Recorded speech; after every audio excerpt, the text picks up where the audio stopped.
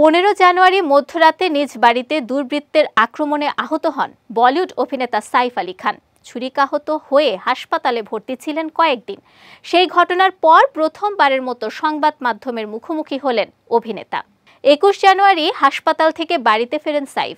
তারপর মুম্বাই পুলিশকে নিয়মমাফিক তদন্তে সাহায্য করে চলেছেন অভিনেতা।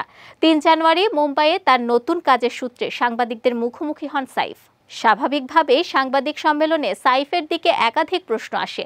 অভিনেতা কেমন আছেন জানতে চান অনেকেই। সাইফ তার সংক্ষিপ্ত উত্তরে বলেন, এখানে আপনাদের সকলের সামনে দাঁড়িয়ে থাকতে পেরে ভালো লাগছে। আমি জুয়েল থিফ ছবিটা নিয়ে খুবই উত্তেজিত।